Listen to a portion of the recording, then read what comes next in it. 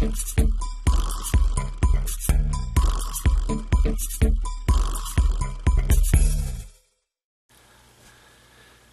everybody, this is Eric over at the Little White House. I was tagged by Jim from the Midwest Gardener channel, and I was tagged for this allotment challenge.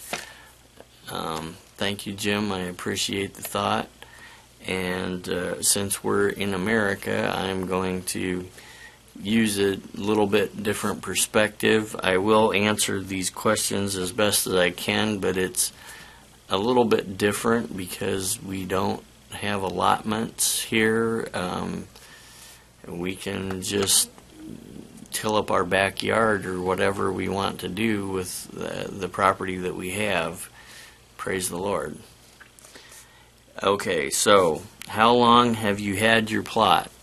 Well, I've had it for about 8 years. My first small garden, I believe, was like about maybe 6 feet by 4 feet, and it had 4 tomato plants and 2 pepper plants in it.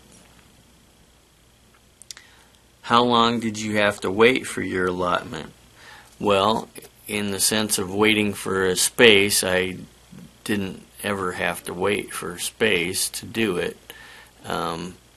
In the sense of waiting until the right time was in my life for me to enjoy doing that sort of thing, I waited nearly a lifetime.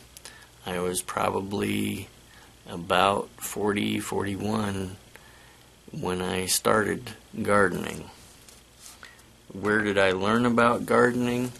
Well, I learned about gardening from my parents. We had several gardens, but I was never really interested in it at that point in time.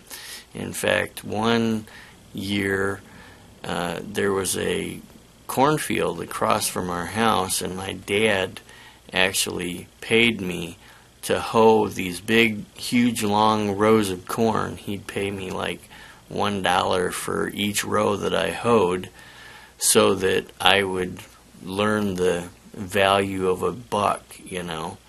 And then he used that money to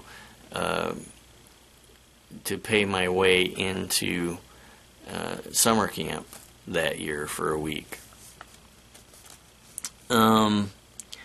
Do you plant a winter garden?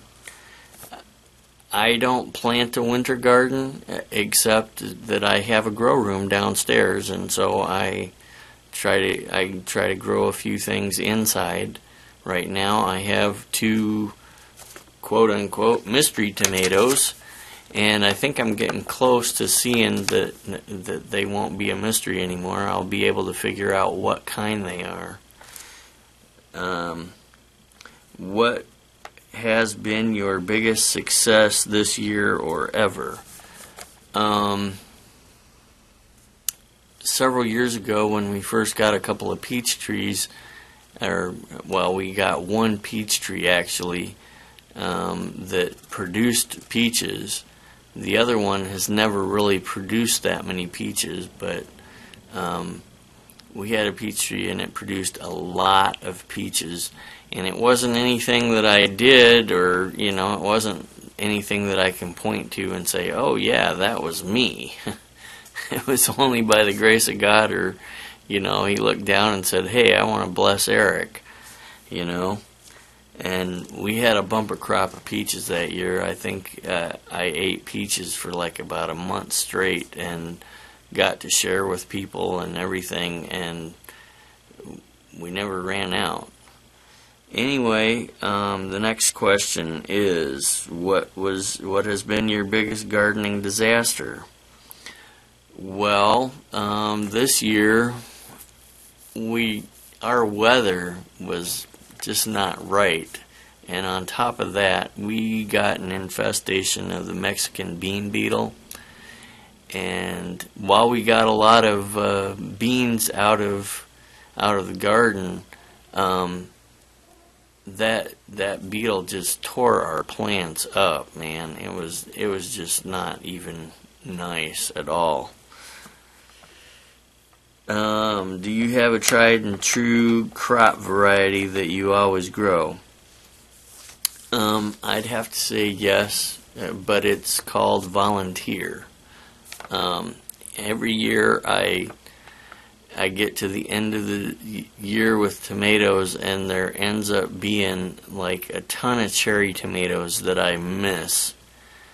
And so the next year I get a bunch of cherry tomato plants, and they're always very good, and they always taste great, as you know, and I pick them as much as I can, but there's always some left. So what I don't get, the animals get, and what they don't get comes up and grows.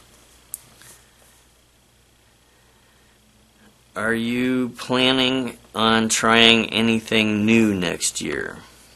Yes, I am. I am planning on trying to implement a lot of principles of companion planting to try to combat some of the things like the Mexican bean beetle, so that I won't have a disaster on my hands again. How do you preserve your crops? Well, I preserve my crops by freezing. And I know that you've seen us put away applesauce in one of our videos, and also tomatoes and tomato sauce, and we've done green beans and corn in the past, etc., etc. But we use the freezer because we don't have a pressure cooker, and you know, at some point we may get one and learn to can, but right now the freezer is what we got, so that's what we use. What is your favorite meal to cook with vegetables from the plot?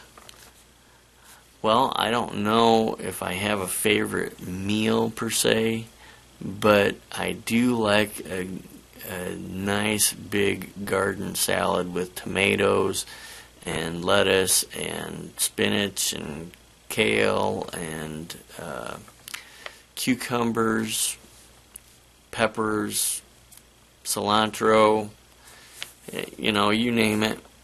Just throw it all in there and make a nice big salad, and put some Hidden Valley Ranch or something on there, and we're good to go. That's a great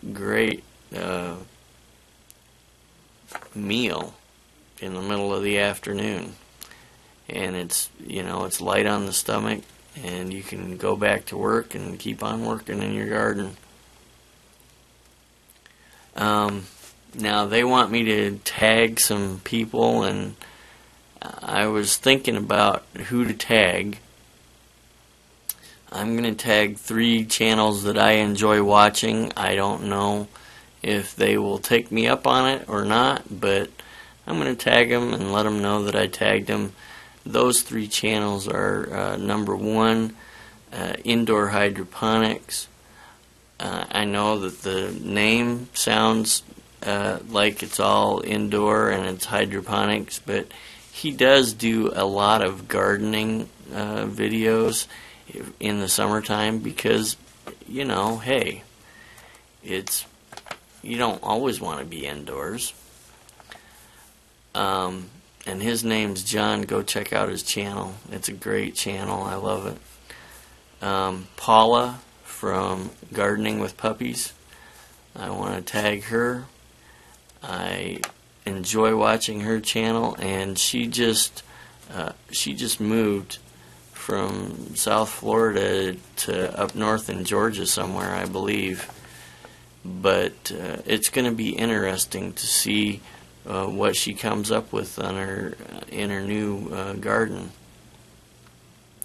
And last but not least, I want to tag James Prigioni, and he is into